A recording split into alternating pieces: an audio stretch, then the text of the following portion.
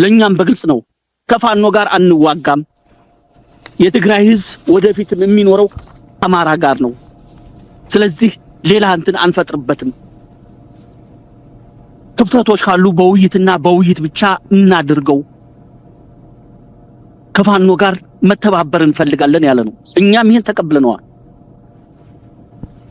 ሁለት ኃይል አለ አንደኛው በዚህ ስታስ እኛም አሁንም የአማራ ህዝብ ከትግራይ ህዝብ ጋር የሚያጋጭ ጦርነት የለውም ይሄ አሁን አይደለም የጠቀስነው ገና መጀመሪያ ነው አንዳንዱ አይገባውም ገና ህወሓቶች ለትግል ዛለ ጦርነት ስነሳሱ አቁሙ የትግራይ ህዝብ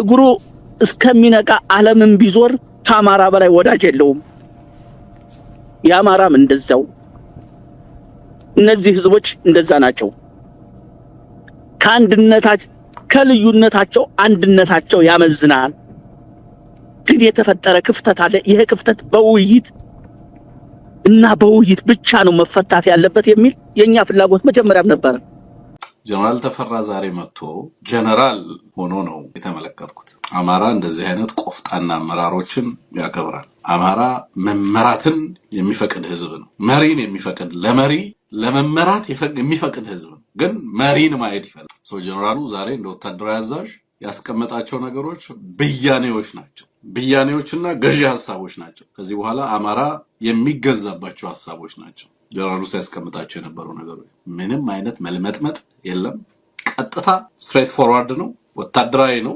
የጋራና ተቋማዊ ውሳኔ ነው የሚናገራቸው ነገሮች ቀጠናውን በተመለከተ ለምሳሌ ከኤርትራን በተመለከተ ያነሳው ነገር በጣም የሚያስገርም ነው ቀጣይ የፖሊሲ አቅጣጫን የኢትዮጵያን የፖሊሲ አቅጣጫ ነው ጀነራሉ ዛሬ ያስቀመጠው ትግራይን በተመለከተ የፖሊሲ አቅጣጫ የአማራን ህዝብ ቀጣይ የትግል አቅጣጫ ከትግራይ ጋር የሚኖረው መስተጋብር ነው በግልጽ ያስቀመጠው ቀጠናውና የቀጠናውም ላይ ያለውን ሁኔታ በተመሳሳይ የጀነራሎቹን ጣፈንታ የአብይ አህመድን ስርዓት ጣፈንታ በግልጽ ነው ያስቀመጠው ጦርነቱን ወታደሩን ከዚህ ከምርጫው በኋላ የነበረውን አገዛዙ መልሶ ለማጥቃት ፋኖን ለማዳከም አየር ኃይሉን ጨምሮ በዚህም በዛም የጀመራቸው መወራጨቶች እንዴት እንደተረተናቸው ትገረማላችሁ ከትግራይ ጋር ያለን ግንኙነት በውይይት ነው በጦርነት መሆን የለበትም የሚያነጋግሩ ነገሮች በውይይት ነው የወሰደ ጊዜ ወስዶ መፈታት ያለበት የሚል ነው አሁን ይሄን በተለያየ ጊዜ ተስተጋብቷል በዚህ ነው እኛ የምንሄደው ምክንያቱም አንዳንዱ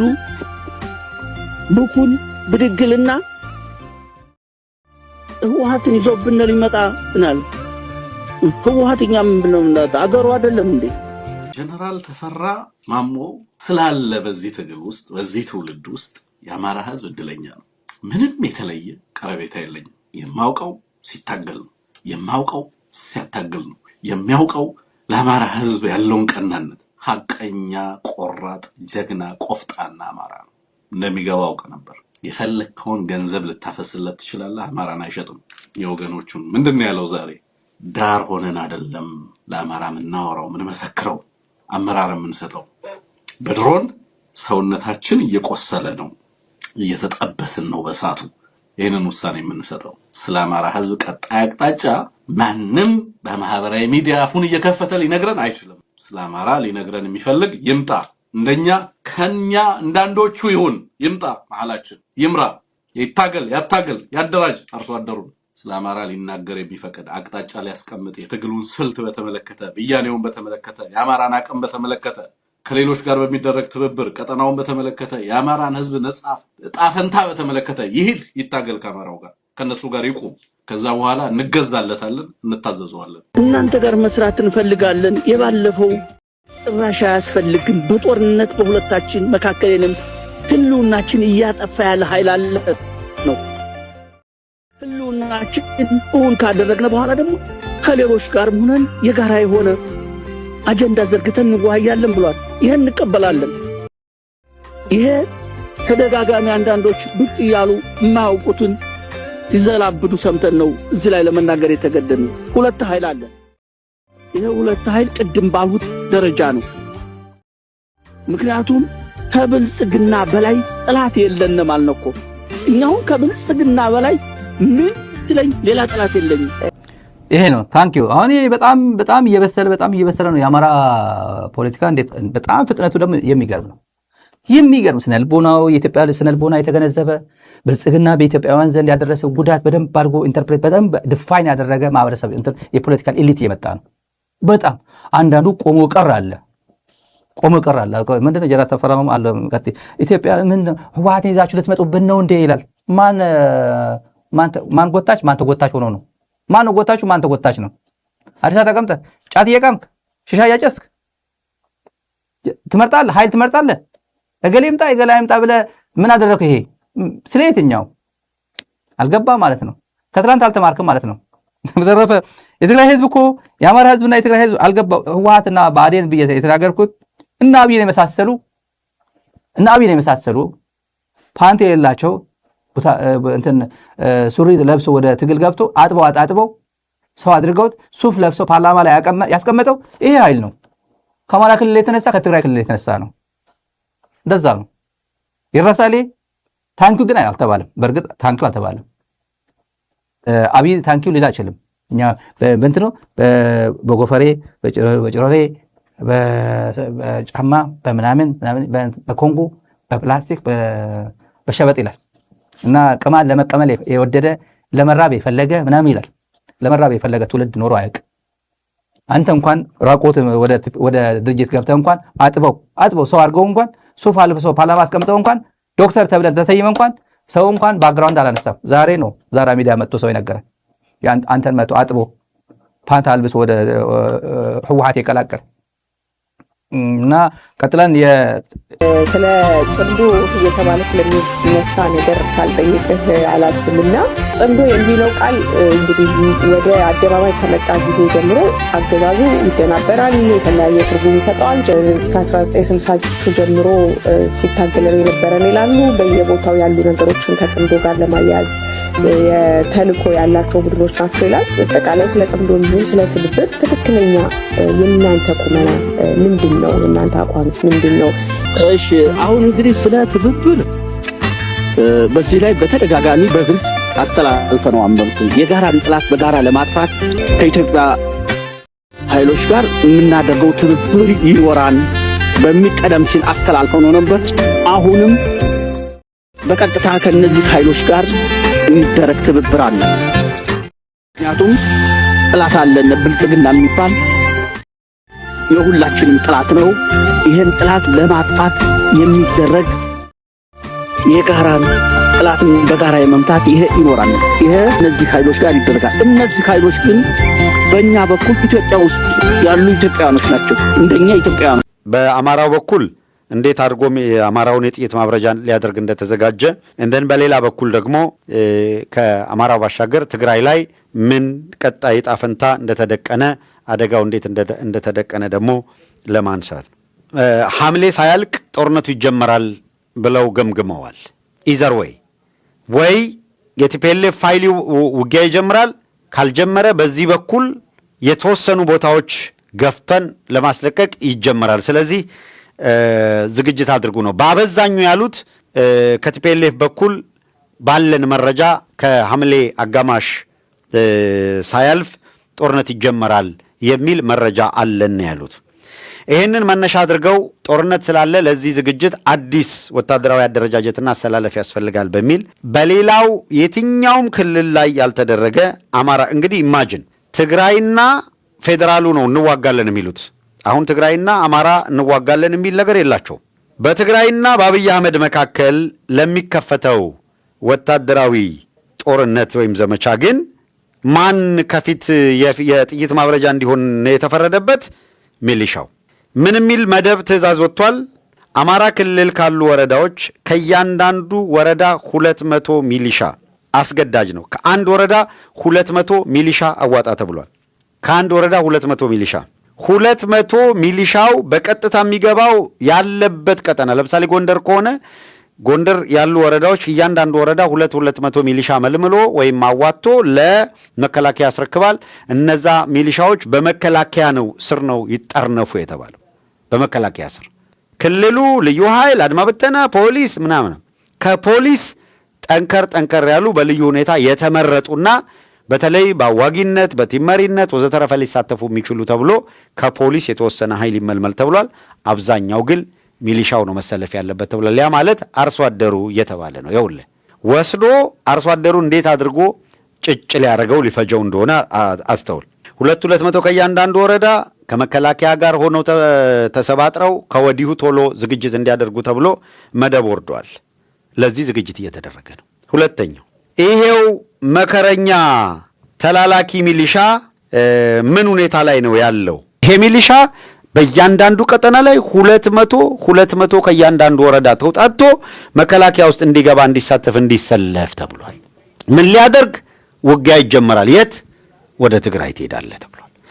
እሺ እንግዲያው ሚሊሻው ተለቃቅሞ ከመከላከያ ጋር ሆኖ ትግራይ ዋጋለሁ ብሎ ከሄደ እዚህ ያሉ ቀበሌዎች ለሚሊሻው የሚያበሉት የሚያጠጡት የለም፣ ተቸግረናል፣ አለቀን የሚሉ ቀበሌዎች ተገላገሉ ማለት ነው የሚል ጥያቄ ታነሳላችሁ። አይደለም። 200 ሚሊሻ ወረዳዋ ለመከላከያ አዋታ በጎደላት ሚሊሻ ልክ ሌላ ሚሊሻ መልምላ ራሷን ጠብቂ የተባለች ቀበሌ ናት። ስለዚህ የትኛውም ፋኖ በየትኛውም ቀጠና እያንዳንዷን ቀበሌ አቅዶ ከተዘጋጀ በሰዓታት ውስጥ ፉት ይሏታል ማለት ነው። አብይ አህመድ እዛ ሄዶ በውጊያ ህዝብ ለማስጨረስ ሲሞክር አማራን የጥይት መብረጃ አድርጎ በትግራይና በአማራ መካከል ደም መቃባትን በጎላ ሁኔታ ለማስኬድ እየተዘጋጀ ነው የሚገኘው። አብይ አህመድ ብዙ ነገር እያደረገ ነው። አማራ እግር ላይ ለመውደቅ እየተንደፋደፈ ነው። 3 ዓመት ሙሉ አማራ ምን አድርጎ አብይ አህመድን እንደያዘው ታውቃላችሁ። የኢትዮጵያን ፖለቲካ የምትከታተሉ ኃይሎች ማለት ነውና ዛሬ አብይ አህመድ በጣም ከባድ አጣብቂኝ ውስጥ ሲገባ አማራው ላይ ለመደፋት ከባድ ጥረት እያደረገ ነው ያለው። የማይጠቀመው የማይፈነቅለው ድንጋይ የለም። በቀጣይ የሚያደርጋቸውን ነገሮች ሁሉ ማስቀመጥ የሚቻልበት ደረጃ ላይ ደርሷል። አማራን ያባብሉልኛል ያላቸውን ነገሮች እንግዲህ ከዚህ ከናሽናል አጀንዳው ጀምሮ እስረኞችን ሊፈታ ይችላል። በቀጣይ የሚያደርጋቸውን እንቅስቃሴዎች አብረን የምናያቸው ናቸው። ከዚህ ከሀገር ውስጥም ከውጭም በርካታ አማራ ጋር ለመነጋገር እና ከአማራው ጋር ለመቀራረብ ይበጁኛል ያላቸውን ነገሮች ሁሉ እያደረገ ነው። በእርግጠኝነት የምነግራችሁ ነገር የአብይ አህመድና የአማራ ጉዳይ የተፈታ ጉዳይ ነው። የተፈታ ማለቴ በምንም አይነት መንገድ አብይ አህመድ ሊድን የሚችልበት እድል የለም። የአብይ አህመድ ፍጻሜ የአማራ ህዝብ ላይ ጦርነት ያወጀለት የተጻፈ ነው። ሰው ምንም ነገር ቢያደርግ አብይ አህመድ ያፈሰሰውን ደም ከአማራ ጋር ደም ከተቃባ በኋላ በምንም አይነት መንገድ አብይ አህመድን ለማስቀጠል የሚያስችል የአማራ ሁለተኛ እድል ለአብይ አህመድ አይሰጠውም። በህዝባችን ላይ ያደረሰው መከራ፣ ግፍ፣ ሰቆቃ ተነግሮ የማያልቅ ነው። በቃላት በቁጥር በአሃዝ ልናስቀምጠው የማንችለው ነው። ስናስበው ይደክመናል፣ ያመናል። አውቆታል። የአንድ ወስላታ ካድሬ ነው የሚመራው። መስፍን አርአያ የሚባል ፕሮፌሰር በኢትዮጵያ ህዝብ ላይ የወሰለተ ካድሬ የሚመራው ስብስብ ነው። ይሄ ስብስብ ኦህዴድ ጨፌ ኦሮሚያ ላይ የወሰነውን ውሳኔ ለማስፈጸም ግራ ቀኝ እያለ ያለ ስብስብ ነው። አንድ መደብ አውርደዋል። ኮሚሽኑ ምን እንደሚያስፈጽም ኦልሬዲ ተወስኖ ተሰጥቶታል። ይሄን ነው ሊያስፈጽም እየተዘጋጀ ያለው። ከዝግጅቱ ሂደት መካከል ዛሬ ያወረዱት ደግሞ መደብ አለ። በየት በኩል ነው የመረጃ የሚወጣው ምናምን ይላል። መስፍን አርአያ ሲወራጭ ያድራል። ከዛሬ ጀምሮ የምክክር ኮሚሽኑ በአዲስ አበባ ሊሰራው ለተዘጋጀው ድራማ ተሳታፊ እንዲሆኑ ከየክልሉ ተመልምለዋል የተባሉ አካላት ዛሬ ጀምሮ ጉዞ እንዲጀምሩና በፍጥነት ወደ አዲስ አበባ እንዲመጡ ጥሪ ተደርጓል። እዚያ በፊት ግን በአስቸኳይ አዲስ አበባ ቀድመው እንዲገቡ ዛሬ እንዲነሱ በአቅራቢያ ያሉ ያው ዛሬውኑ ገብተው ያድራሉ። ሌሎቹ በጣም ቢረዝም ነገ ገብተው ያድራሉ ማለት ነው። ቢረዝም እንጂ ጉዞ ጀምሩ ተብሏል። ከየቦታው አውሮፕላንም ምንም ቅድሚያ እንዲሰጣቸው ተብሏል። ካሜራው ተዘጋጅቷል። ሁሉ ነገር ሬዲ ነው። ለማጫጫህ ለካድሬው ለምኑ የቤት ስራ ተሰጥቶታል።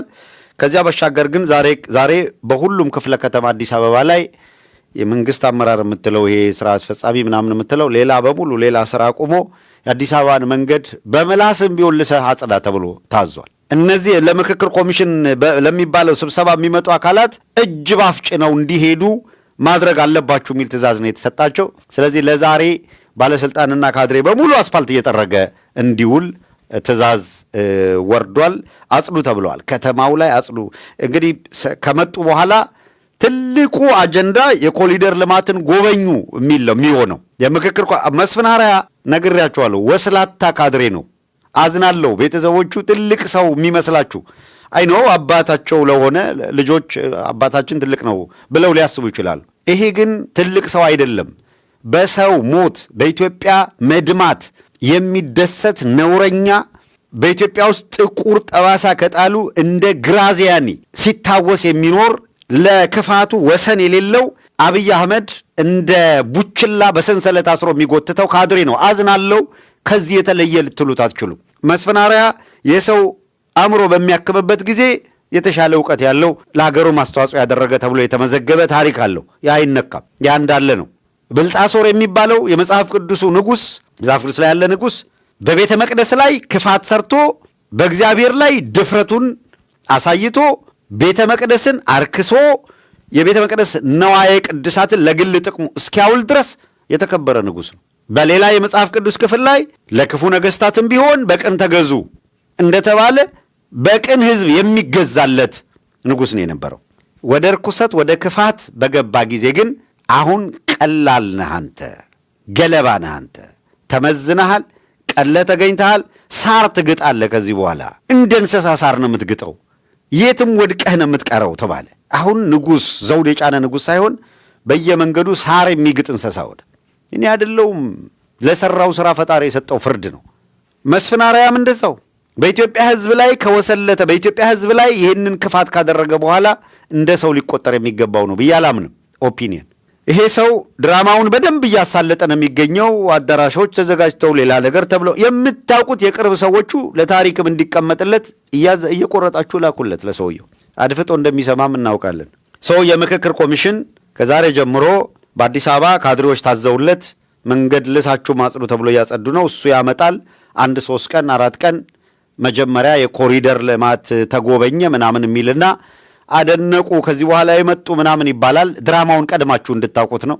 በምክክር ኮሚሽኑ ምንም አይነት የብሔራዊ ቋንቋ የሚባል ነገር እንዳይወሰን የሚል መመሪያ ሰጥቷል። አንድ በሉ በቃ አብይ አህመድ ወስኖታል።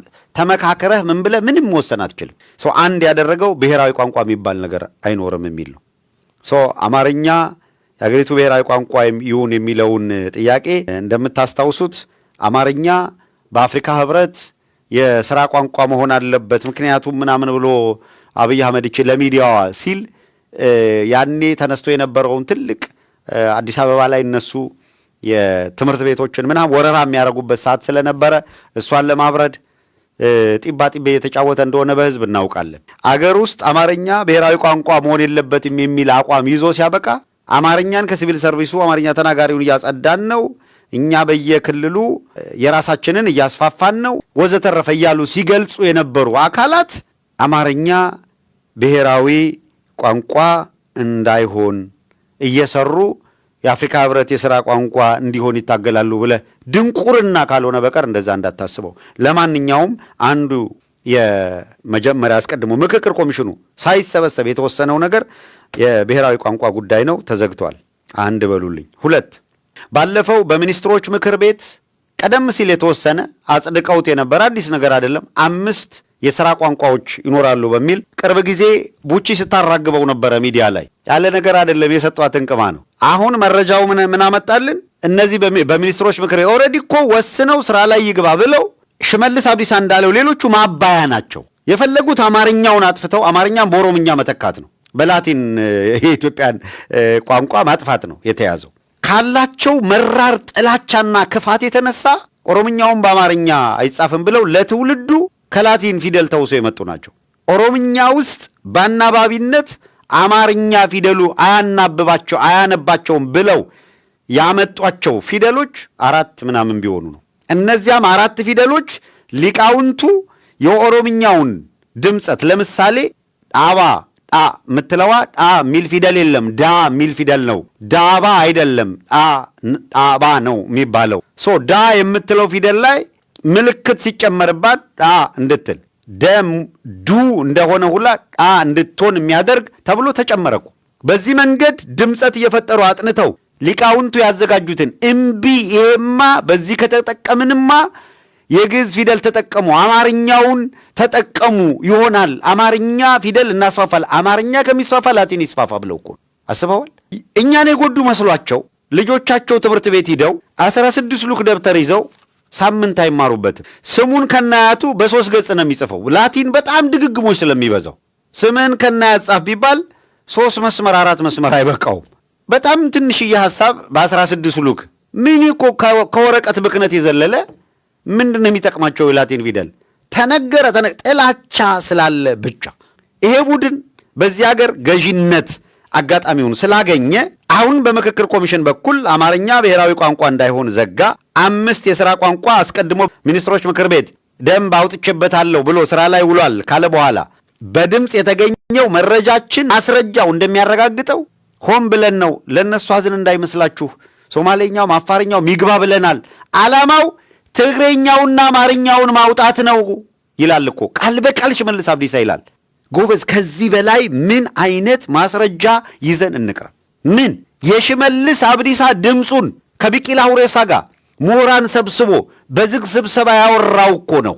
ዓላማው ትግሬኛውን አማርኛውን መንቀል ነው ይላል። ቲፒኤልኤፍ የሚባል ቡድንን ምን ምንለው ትግሬኛው እየተነቀለ ነው፣ አማርኛው እየተነቀለ ነው። የትግራይ የሚባል እሴት የአማራ የሚባል እሴት ከኢትዮጵያ ላይ እንጠርገዋለን እያሉ ነው።